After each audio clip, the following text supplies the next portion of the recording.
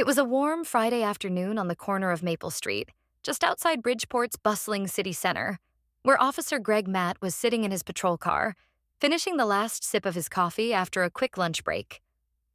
Greg was the kind of officer who seemed to believe that the badge on his chest was a shield of invincibility, a symbol of power that gave him the right to treat people however he pleased.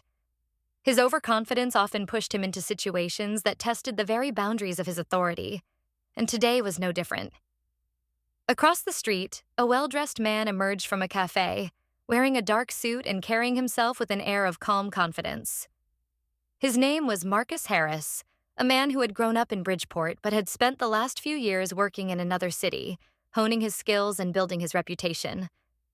What the people in the area didn't know, and what Officer Greg Matt was about to learn the hard way, was that Marcus Harris had recently been promoted to the rank of captain and had just been assigned to the very precinct where Greg worked. However, Greg's perception of the situation was clouded by his own biases and impulsiveness. As Marcus began crossing the street, heading toward his next meeting, Greg's gaze shifted to him, and an inexplicable sense of disdain welled up inside him. There was nothing outwardly suspicious about Marcus, but Greg had a knack for creating trouble where there was none. Narrowing his eyes, he gripped the steering wheel tightly and then decided to act. Without warning, Greg swung open the door of his patrol car, slamming it shut behind him with an air of authority that demanded attention. He marched straight toward Marcus, his irritation already bubbling to the surface. "Hey you! What are you doing around here?" Greg barked, stepping directly into Marcus's path and blocking his way. His voice was harsh, the kind of tone meant to intimidate and assert dominance. Marcus stopped in his tracks, looking at Greg with calm but mildly surprised eyes. "I'm just on my way to a meeting," Marcus replied respectfully, his voice steady and unshaken. But Greg wasn't interested in the answer. His mind was already searching for a reason to escalate the situation. "You look like you're up to no good," Greg sneered, stepping closer to Marcus, his body language aggressive and confrontational. "Got any ID?" he demanded. Marcus, remaining composed, reached into his jacket slowly, his movements deliberate to avoid any misunderstanding. "I'm happy to show you my ID, officer," he said, maintaining his calm demeanor despite Greg's hostility. But before Marcus could fully pull out his wallet, Greg's temper flared unexpectedly. "You think you can talk to me like that?" Greg growled, grabbing Marcus by the arm with unnecessary force. And then, in an act of blatant aggression, Greg swung his fist, punching Marcus square in the face. The impact of the blow caused Marcus to stumble backward, his footing momentarily unsteady, but he managed to regain his balance quickly. The few passers-by who had witnessed the incident stood frozen in disbelief, their eyes wide as they processed what had just happened. Marcus raised a hand to his cheek, where Greg's fist had landed, but he didn't retaliate. Instead, he straightened his posture and locked eyes with Greg, his calm expression replaced by one of stern authority. Greg smirked, clearly satisfied with himself. "Maybe now you'll show some respect," he said arrogantly, his tone dripping with misplaced confidence. But Marcus wasn't the kind of man to be easily intimidated. He took a deep breath, his gaze unwavering. "You just made a big mistake, officer," Marcus said slowly, his voice carrying a weight that made Greg pause for a moment. Greg scoffed, still unaware of who he was dealing with. "Oh yeah? And what mistake is that?" he sneered, his smirk widening.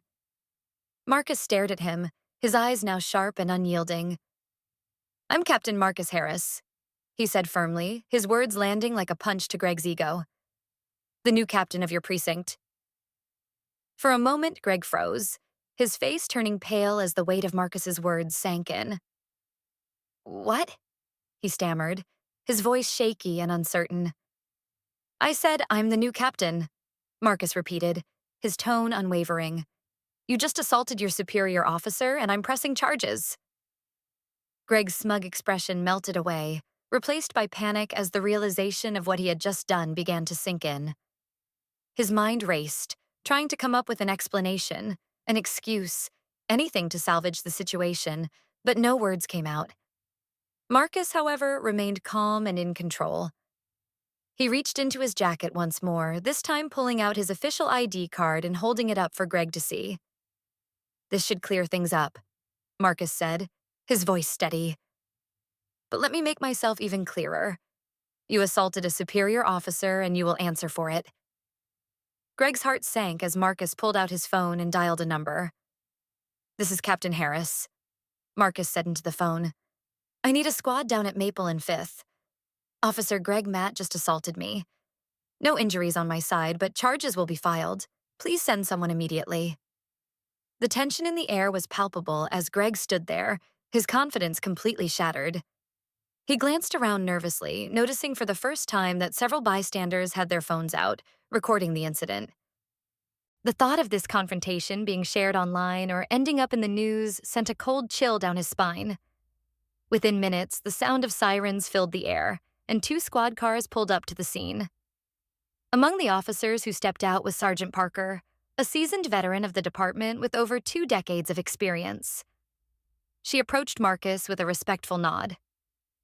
"Captain Harris," she said, her tone professional but curious. Then, turning to Greg, she raised an eyebrow. "What's going on here?" Marcus explained the situation calmly. "Officer Matt assaulted me without provocation," he said. "I'll be pressing charges." Parker's expression hardened as she turned to Greg. "Greg, is this true?" she asked, her voice sharp. Greg stammered, his usual confidence completely gone. I didn't know he was the captain," he mumbled weakly. Parker didn't wait for him to finish. "Whether you knew or not doesn't matter," she said flatly. "You assaulted a superior officer." She nodded to the other officers. "Cuff him." 2 of Greg's colleagues stepped forward, their expressions unreadable as they handcuffed him. Greg didn't resist. He knew it was over. As the cold metal of the cuffs tightened around his wrists, he felt his career slipping through his fingers like sand. The squad car doors closed behind him, and as they drove away, Greg sat in silence, his mind racing with regret and disbelief. He had always believed that his badge gave him power, but today, that belief had been shattered, leaving him with nothing but the consequences of his actions.